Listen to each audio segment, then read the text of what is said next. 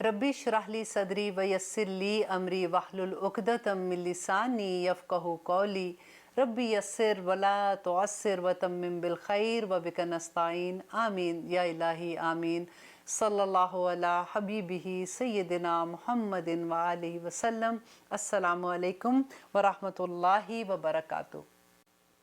और अल्लाह सुब्हानहू तआला ने जो यहाँ पे कहा कि वत्तकुल्लाह, तो हज़रत उमर की वो बात याद करें कि हज़रत उमर से किसी ने पूछा था कि तकवा क्या है, तो उन्होंने इतनी खूबसूरत एग्जाम्पल दी थी कि यूँ समझो कि तुम दुनिया से, ऐसी दुनिया है कि ऐसी राहदारी है जिसके दोनों तरफ खारदार झाड़ियाँ हैं और वहाँ से तुमने हर सूरत गुजरना है, पीछे जाने का कोई रास्ता नहीं है। अब तुमने आगे जाना है तो तुम उस राहदारी से कैसे गुजरोगे? आप ज़रा इमेजिन कीजिए कि आपने आगे जाना है, दोनों तरफ खारदार झाड़ियाँ, आपको ये पता है कि इस राहदारी में, अब जैसे जंगल का ज़रा सोचिए कि आपको पता है कि किसी मुज़ीब जानवर है उसके ऊपर पाँव ना आ जाए, कहीं किसी के बिल के ऊपर पाँव ना आ जाए, कहीं मेरे कपड़े इस झाड़ी के साथ ना लग जाए, अपने आप को समेटते हुए वहाँ से गुजरोगे ना। तकवा बिल्कुल ऐसे ही है कि अपने आप को बचाते हुए इस दुनिया से गुजर जाओ। नबी सल्लल्लाहु अलैहि वसल्लम ने एक इतनी खूबसूरत एग्जाम्पल दी थी कि तुम्हारी मिसाल बिल्कुल वैसी है जैसे समंदर में कश्ती चलती है ना,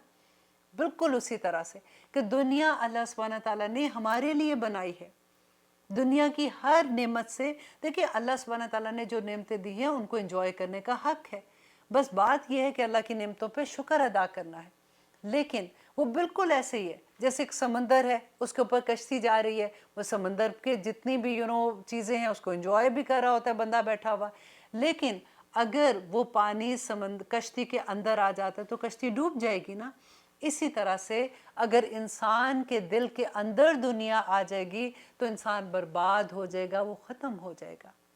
दुनिया को एंजॉय करना है, बस ऊपर ऊपर से उसको एंजॉय करो और अपने आप को ये देखो कि तुम एक मुसाफिर हो।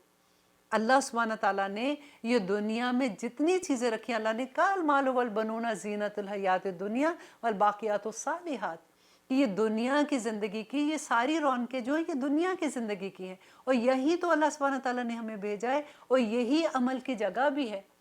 इन्हीं सारी चीज़ों के दरमियान में रहते हुए हमें अमल करने हैं, तभी तो उसका फ़ायदा होगा। अब मैंने जो आपको पहले हदीस सुनाई थी कि देखिए अगर सिर्फ अमल के लिए बैठ जाए कि हम, जो साहबा ने कहा था कि हम रोज़े ही रखते रहेंगे या हम शादी नहीं करेंगे या हम पूरी रात क़याम करेंगे, तो नबी सल्लल्लाहु अलैहि वसल्लम ने मना किया था ना कि दुनिया का भी हक़ है तुम्हारे ऊपर, तुम्हारे नफ्स का भी हक़ है। तो इन्हीं सारी चीज़ों के साथ रहते हुए लेकिन इनको अपने दिल के अंदर नहीं उतारना। हमें अल्लाह सुब्हानहू तआला तौफीक अता करे कि हमें दुनिया की भी समझ आ जाए, हमें अल्लाह सुब्हानहू तआला की नेमतों की भी समझ आ जाए और हम उन नेमतों का शुक्र अदा करने वाले बन जाएं। तो आगे देखिए अल्लाह सुब्हानहू तआला कहते हैं कि अल्लाह से डर जो, किस अल्लाह से? अल्लज़ी, वो जो तुम बिही, जिस पर मुमिनून, जिस पर तुम ईमान लाते हो। अब ये पूरी सूरा में आपको इतने अहकामात मिलेंगे, अभी तक हम जितने पढ़ चुके, अल्लाह से दुआ कहते हैं कि या रब्बुल आलमीन ये तमाम, हम सिर्फ ऐसा ना हो कि हमने इतना सपारा पढ़ लिया, हमने इतने रुकू पढ़ लिए, हमने इतनी आयात पढ़ ली। अल्लाह सुब्हानहू तआला हमें एक एक आया को समझ कर उस पर अमल करने वाला बना दे, क्योंकि हमने कितनी दफ़ा कुरान में पढ़ा ना कि अल्लाह सुब्हानहू तआला कहते हैं कि जो मेरी आयात का इनकार करता है उस पर अल्लाह की लानत है, उस पर फरिश्तों की लानत है, उस पर लानत करने वालों की लानत है। तो अल्लाह ना करे कि हम अल्लाह सुब्हानहू तआला की किसी आया को यूं ही गुजार दे कि नहीं नहीं ऐसा कुछ नहीं लिखा हुआ। देखिए इतने बड़े बड़े अहकामात हैं कि हमें ये सोच के कि अल्लाह सुब्हानहू तआला हमारे लिए आसान कर दे, हम अमल करें, क्योंकि यहाँ पे जब रिज़्क़ की बात आती है, कारोबार की बात आती है ना, तो बड़ी मुश्किल पड़ जाती है। फिर देखिए कि जब हम कभी ऐसा होता है कि हम अपने हस्बैंड को या अपने भाई को या अपने बाप को कोई ऐसी बात जब हमें पता चलती है, हमें रिस्क के बारे में उनको बताते हैं, तो वो बाकायदा अपसेट हो जाते हैं।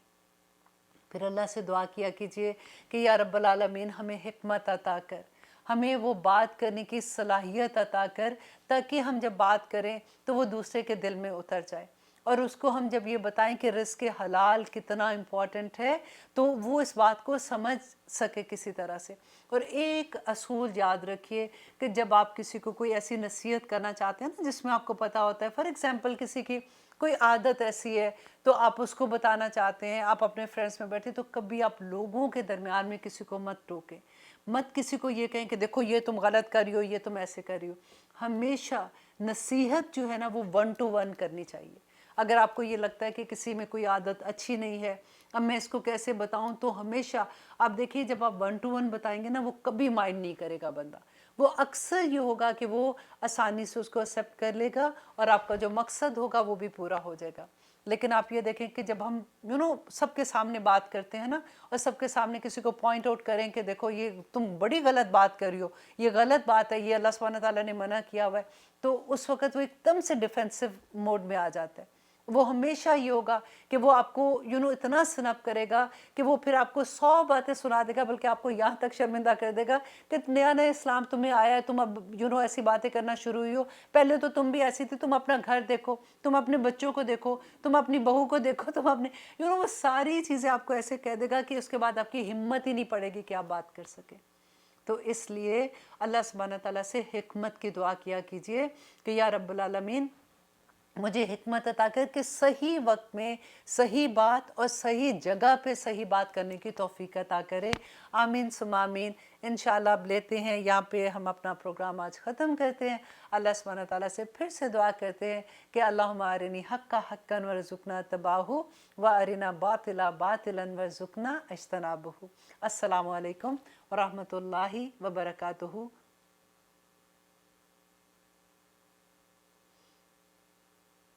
اب اجازت دیجیے، السلام علیکم۔